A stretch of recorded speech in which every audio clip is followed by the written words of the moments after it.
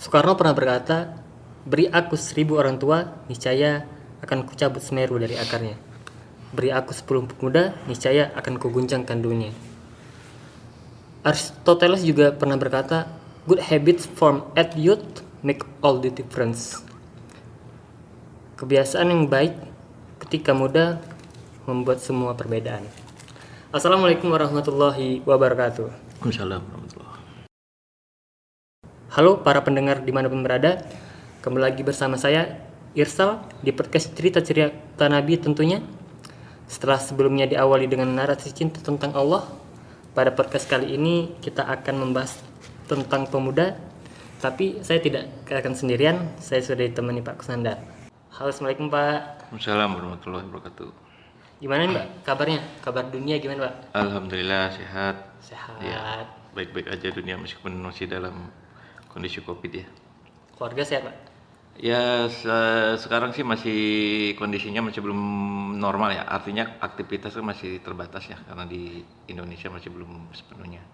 Kemudian anak-anak juga kan masih sekolah online ya, masih belum. Alhamdulillah Pak, kita di podcast ini bakal bicara tentang pemuda nih Pak. Pemuda tuh, definisi pemuda tuh yang gimana sih Pak? Pemuda ini kalau definisi secara apa ya, secara umum kali ya pemuda itu.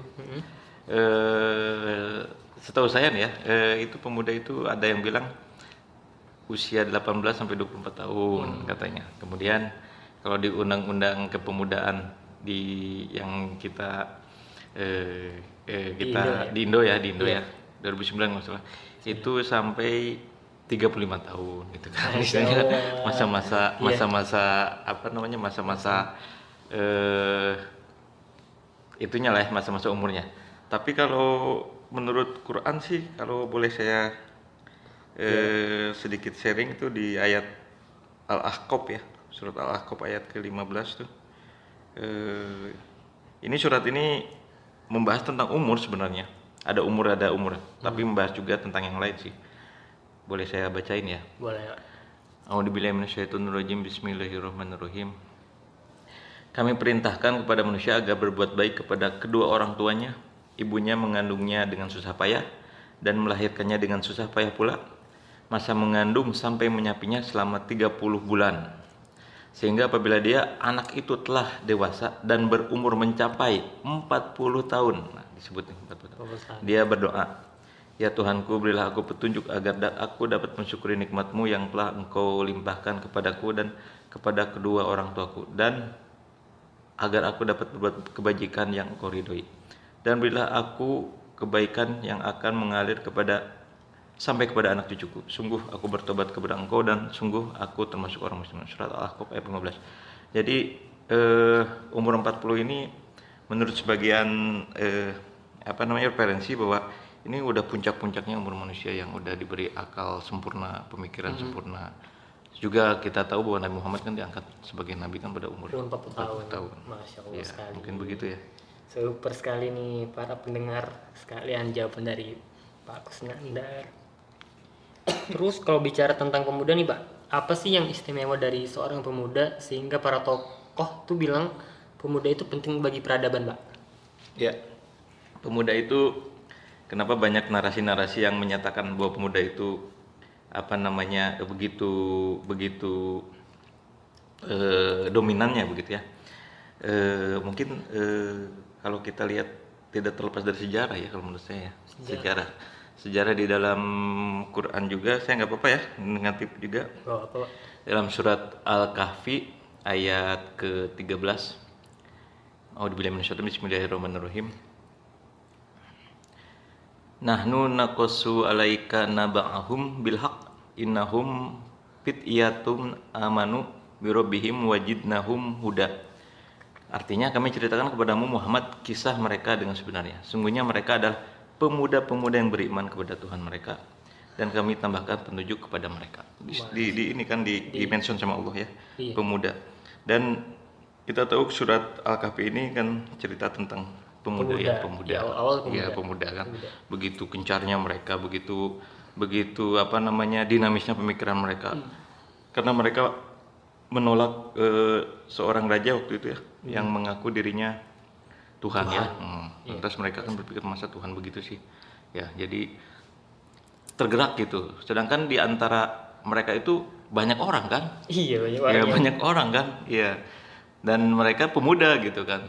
Tapi ya karena mereka kritis ya, mungkin seperti itu. Terus juga kisah yang lain mungkin bisa kita referensi kepada Imam Ali ya waktu itu. Mungkin waktu Nabi pertama kali hijrah ke Madinah waktu itu kan.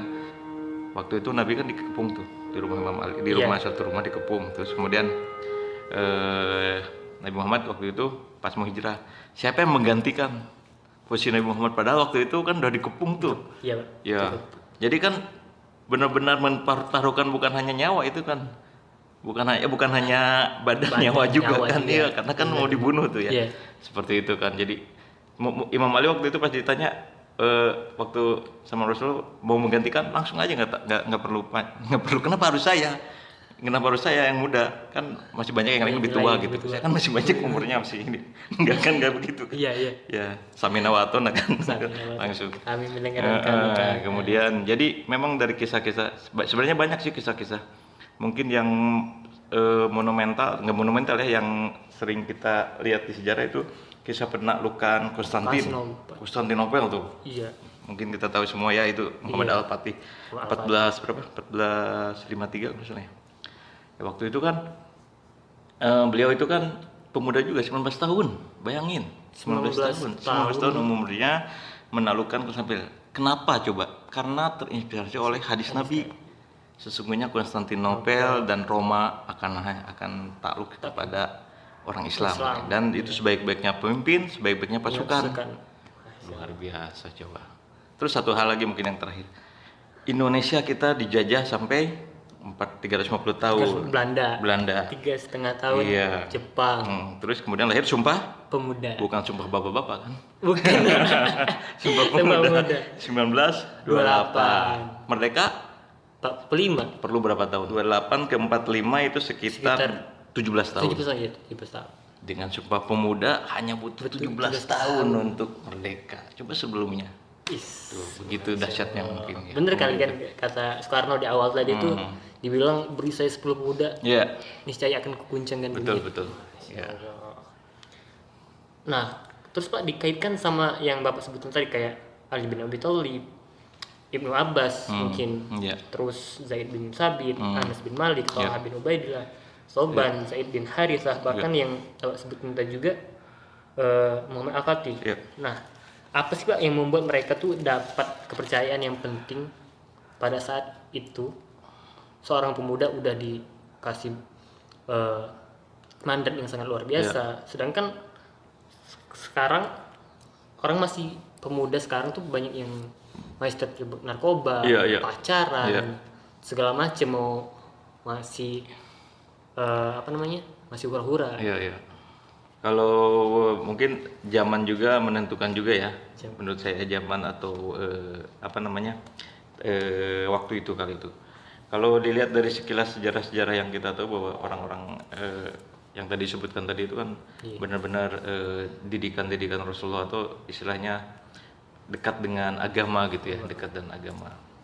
Kemudian dengan menorehkan sejarah seperti itu kan kita tahu kan sepak terjangnya yang telah disebutkan tadi itu. Intinya ya kembali kepada kembali kepada fitrahnya mungkin ya, kalau menurut saya fitrahnya. Artinya kenapa mereka seperti itu? Ya mereka dekat kepada Allah gitu. Dekat kepada Allah. Ya, dekat kepada Allah. Kemudian ya istilahnya kan pemuda itu kan menggebu-gebu ya, menggebu-gebu dengan banyaknya begitu macam godaan dan lain sebagainya. Nah setelah itu mereka mungkin dari banyak kisah-kisah yang tadi disebutkan tadi itu, salah satunya mereka begitu tuntutan Rasulullah. Kalau boleh salah satu yang ada hadis Nabi ini yang berisi pemuda ya, tentang pemuda juga bahwa dari diwariskan dari hadis Al-Bukhari dari Abu Hurairah bahwasanya Nabi bersabda ya, ada 7 golongan manusia yang akan mendapat naungan Allah pada hari tidak ada naungan kecuali naungannya. Salah satunya adalah seorang pemuda yang menyibukkan dirinya dengan ibadah kepada Robnya. Jadi intinya mereka itu dekat kepada Robnya. Ya. Tapi kan kalau di Indonesia sekarang tuh Pak sering dibedain antara orang kanan orang kiri. Kanan kiri ya. Orang kanan tuh yang apa? Yang religius, yang kiri itu yang nasionalis. Iya. Ini tuh suka pertentangan Pak. Iya. Katanya tuh agama tuh nggak boleh masuk pemerintahan, pemerintah nggak boleh masuk agama. Ya. Nah itu sering jadi hal yang paling sensitif. Sensitif ya. Ya. Iya. Sebenarnya kalau menurut saya itu konsep yang tidak benar ya. Artinya kalau kita bicara tentang agama, kata Islam, agama itu kan mulai dari kita bangun tidur sampai tidur lagi kan, berarti kehidupan kita kan ya. Di Islam itu kan alhamdulillah lengkap sekali dari mulai kita tidur gimana adabnya sampai tidur lagi kan. Iya. Bagaimana mungkin coba kehidupan kita yang 24 jam ini kemudian politik juga kan dalam masa itu gitu kan, politik atau apapun lah itu kehidupan itu kan malam masa itu. Berarti kan harus dalam lingkungan agama kan. Iya. Jadi ada lingkaran kecil, lingkaran besar itu agama. Jadi politik atau apapun itu namanya itu kan dalam lingkaran kecil. Intinya kan termasuk kehidupan kita. Dan kita hidup bernegara, kita hidup berpolitik, kita hidup bermasyarakat. Sedangkan kehidupan kita diatur dalam agama. Berarti yang harus menyesuaikan mana ini? Politiknya ke agama atau agamanya ke politik ini kan? Tapi menurut saya sih ya kadang itu pemikiran-pemikiran yang kadang menjauhkan kita dari apa ya? Dari agama dan negara itu harus berubah gitu, harus beda gitu. Itu kan paham yang sebenarnya tidak benar itu menurut saya. Ya. Sekarang tuh nggak banyak pemuda yang masih bingung dalam menentukan arah hidupnya Pak. Bahkan ada yang lebih parah, mereka nggak tahu nih mau jadi apa ntar, terus mau ngapain ntar. Nah, gimana caranya seorang pemuda agar bisa menemukan tujuan hidup sesuai dengan passion? Jadi lumayan juga pertanyaannya agak lumayan juga. Jadi sesuai dengan passionnya. Katanya sih kalau melakukan sesuatu yang sesuai dengan hobi atau minat atau bakat, enjoy gitu ya. Iya, enjoy. Ya bener ya, enjoy. Tapi bagaimana bagaimana caranya kita tahu bahwa itu passion kita, itu kan yang jadi pertanyaannya kita itu sebenarnya senangnya di mana, senangnya di apa. Makanya ya itu dia saya nggak juga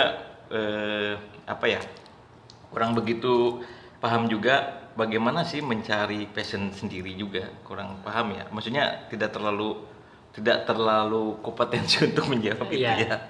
Tapi kalau kita sudah masuk anak-anak kuliah nih, sudah masuk ke kuliah, berarti kan kita di jurusan, anggaplah katakanlah misalnya jurusan teknik ya, berarti kan kita sudah memilih itu ya. Kita sudah memilih itu ya. Kita sudah memilih itu. Terus kenapa kita pilih itu? Karena mungkin kita sebelumnya kan udah tahu referensi kan. Oh ini begini. Oh berarti kita ke sana. Berarti kita harus ini tuh kemana nih, arah tujuannya kemana nih? Ya jangan sampai apa yang kita ini salah pilih gitu kan. Jangan sampai seperti itu. Kenapa salah pilih? Pertama, dia terbawa teman. Yang kedua, tidak tahu sejarah atau tidak tahu referensi di belakang. Iya. Jangan sampai sejarah orang lain yang gagal kita ikutin gitu kan. Tapi saya juga pernah Mbak mengambil jurusan kuliah kan ikut-ikut teman Mbak. Terus saya kuliah tuh ikut teman karena katanya ya udah Sal, kamu ikut mesin aja Sal. Kenapa begitu saya bilang kan. Terus dia bilang kamu ambil mesin aja karena mesin tuh banyak cowok, mereka tuh pada nggak pinter katanya. Terus saya tuh ikutin lagi Pak, tapi alhamdulillah sih sampai sekarang udah mulai ya. Udah mulai lah. Iya betul. Dan juga kadang kita juga ya jangan lupa juga bahwa kita kan tujuan hidup kita the end of the aim ya, tujuan hidup kita tuh akhirnya itu dah beribadah kan sama Allah kan, beribadah sama Allah. Artinya kan dari beribadah itu kita tidak tahu apa yang terjadi besok hari, apa yang terjadi sama kita sendiri gitu ya. Jangan terlepas kita harus tetap meminta pertolongan sama Allah. Benarkah ini yang jalan? Ihdinas syiratal mustaqim, tunjukkan ke jalan yang lurus.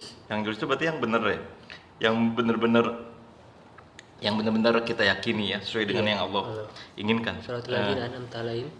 Orang-orang yang engkau ridhoi nikmat. Ya, diberi nikmat dan Wairil maghdubi alaihim waladdallin, bukan jalan orang-orang yang Dolim. engkau murkai. Murkai.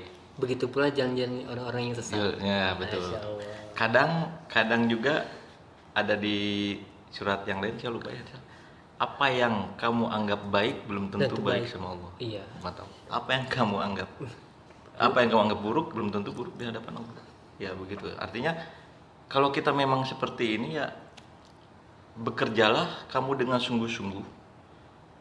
Ada ayat dalam surah, saya lupa tuh, bersungguh-sungguh artinya totalitas gitu, totalitas meskipun kita terpaksa atau apa, kalau kita berarti totalitas, sungguh-sungguh, bekerjalah dengan sungguh-sungguh. Kalau tidak salah lanjutan ayatnya, Allah dan Rasulnya akan melihat nanti. Masya Allah. Gitu. Ini Pak, nggak kerasa kita udah hampir sampai ke ujung nih Pak. Ada 2 pertanyaan lagi nih Pak. Yang 2 terakhir tuh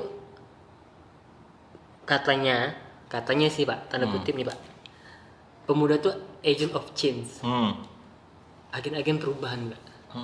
Tapi pas di dunia nyata, kayak kita kuliah nih Pak, kita udah baru tamat fresh graduate, tapi perusahaan tuh nyari yang pengalaman Pak. Secara tidak langsung kita sebagai anak-anak yang baru fresh graduate yang tanda kutip nih Pak, agent of change, nggak dikasih kesempatan Pak untuk cari pengalaman. Nah, itu gimana sih Pak? Agen icing dan kerjaan yang kok mereka dunia nyata tuh butuh pengalaman, padahal katanya harus ada perubahan.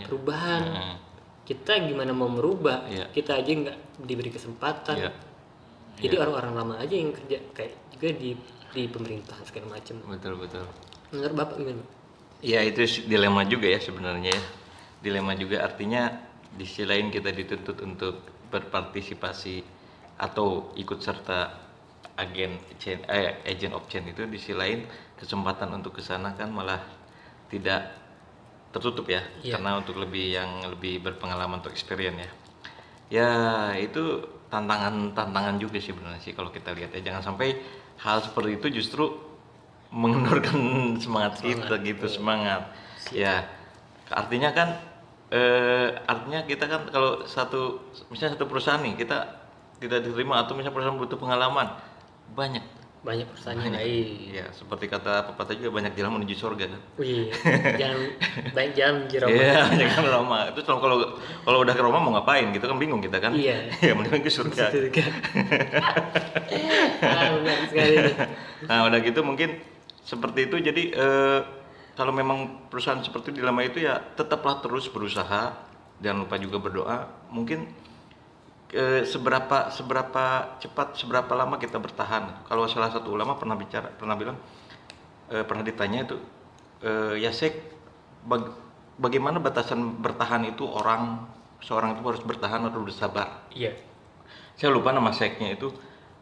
Di ibaratnya kamu berlari di putaran atau di di lapangan. Bertahan seberapa tahannya itu, maksudnya sampai ikhtiarnya itu, sampai kamu tidak bisa lagi berlari. Jadi kalau kamu sudah tidak itulah batasan kamu. Jadi kalau masih bisa berlari, terus saja berlari. Jadi itu batasan bahwa kamu kalau sudah tidak bisa, berarti itulah batasan kamu.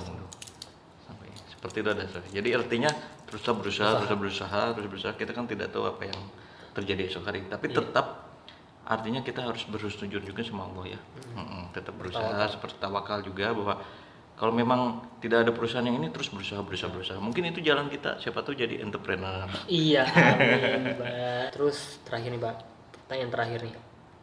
Kita udah bicara potensi, masalah pemuda, terus peran. Terus terakhir nih Pak, harapan Bapak kepada pemuda-pemuda sekarang agar bisa menjadi agent of change, berguna bagi peradaban ke depan, khususnya Islam ya, dan Indonesia. Ya, saya kutip salah satu hadis yang diriwayatkan oleh hadis Ilmu Abdul Hakim, bahwa dari Ibnu Abbas bahwa Nabi SAW pernah memberi nasihatnya kepada seorang untuk menggunakan secara maksimal 5 hal sebelum datang yang 5 hal. Masa muda, salah satunya masa mudamu sebelum datang masa tuamu. Jadi masa muda ini memang harus benar-benar dimanfaatkan ya. Artinya untuk menjadi bermanfaat tuh terus berusaha gitu, terus tetap bertawakal kepada Allah, berhusnuzon sama Allah. Jangan lupa juga kita harus tahu juga sejarah ya, karena kita tahu juga bahwa Quran itu kan isinya sejarah juga kan, sejarah gitu ya. Artinya apa? Kita belajar dari masa lalu atau dari sejarah itu supaya kita tidak mengulangi sejarah yang sama begitu kan. Jadi bisa lebih baik, atau bisa kalau istilahnya dari segi itu akselerasi begitu ya, harus lebih cepat gitu ya. Nah, untuk mencapai tujuan itu artinya semua yang potensi-potensi dari diri kita yang kita kenali, yang mungkin kita tahu bahwa kita bisa melakukan suatu hal yang bermanfaat bagi kita, bagi keluarga, bagi semuanya, harus kita manfaatkan.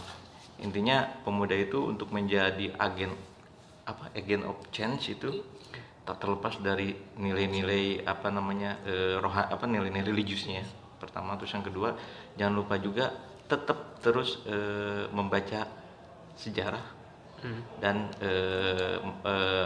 membaca sejarah dan menentukan mau kemana nih arah hidup kita sebenarnya ke depan itu. Jangan sampai kita sebagai pemuda justru menjadi beban bagi keluarga, apalagi bagi orang lain gitu kan, begitu. Justru sebaliknya harus bermanfaat. Amin. Ya. Baiklah para listener dimanapun berada, itulah podcast tentang pemuda pada kali ini. Sebelum kita tutup, mungkin bagi para listener sekalian yang pengen lebih tahu tentang Pak Kusnandar bisa dicek di IG-nya Pak. IG-nya Pak? IG-nya Kusnandar Mahi ya kalau nggak salah. Kusnandar Mahi. Oke, ntar dirampirin nanti di deskripsi. Lebih dan kurang saya mohon maaf, kepada Allah saya mohon ampun.